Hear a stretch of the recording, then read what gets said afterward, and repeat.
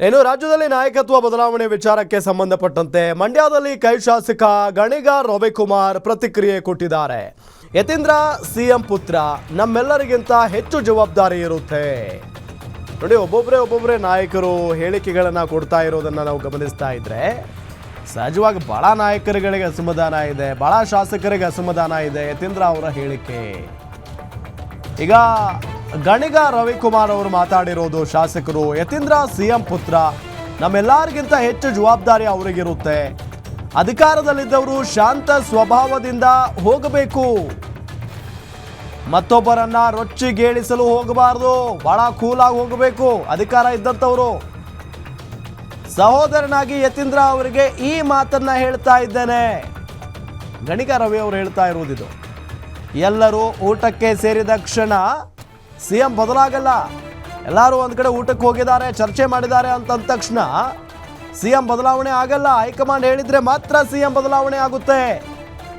ಮಂಡ್ಯದಲ್ಲಿ ಶಾಸಕ ಗಣಿಗ ರವಿಕುಮಾರ್ ಹೇಳಿಕೆಯನ್ನ ಕೊಟ್ಟಿದ್ದಾರೆ.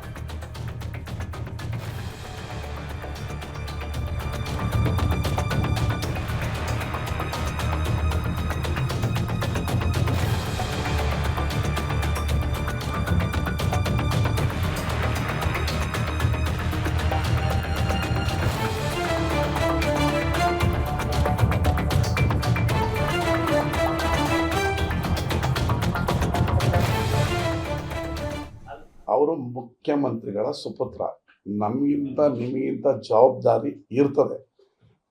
ಅವ್ರಿಗೊಂದು ಸೋದರನಾಗಿ ಮನಪೂರ್ವಕವಾಗಿ ಹೇಳಬಲ್ಲೆ, ಅಧಿಕಾರದಲ್ಲಿದ್ದವರು ಯಾವಾಗಲೂ ಶಾಂತ ಸ್ವಭಾವದಿಂದ ಹೋಗಬೇಕು, ಇನ್ನೊಬ್ಬನ ರೊಚ್ಚಿಗೇಳಿಸೋ ಪದಗಳನ್ನು ಉಪಯೋಗಿಸಬಾರ್ದು, ಅದು ಯಾರಿಗೂ ಉಪಯೋಗ ಇಲ್ಲ ಅಂತ ಹೇಳಿ ಮತ್ತೆ ಮೌನಕ್ಕೆ ಜಾರ್ತಿದ್ದೆ. ಬೆಂಗಳೂರಲ್ಲಿ ಸೆಷನ್ ಇರ್ಬೇಕಾದ್ರೆ ನಮ್ಮ ಮನೆಯಲ್ಲಿ ನನ್ನ ಸ್ನೇಹಿತರು ಉತ್ತರ ಕರ್ನಾಟಕ MLAಗಳು ಇವ್ರು ಊಟ ಕರಿತೀನಿ.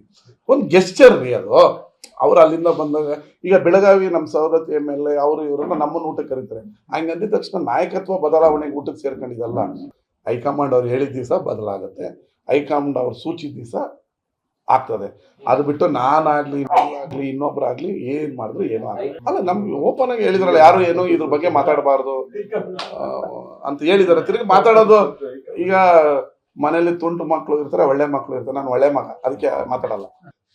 ಹೈಕಮಾಂಡ್ ಹೇಳಿದ್ನ ನಾನು ಫಾಲೋ ಮಾಡ್ಬೇಕಲ್ಲ. ಅವರು ಮುಖ್ಯಮಂತ್ರಿಗಳ ಸುಪುತ್ರ, ನಮ್ಗಿಂತ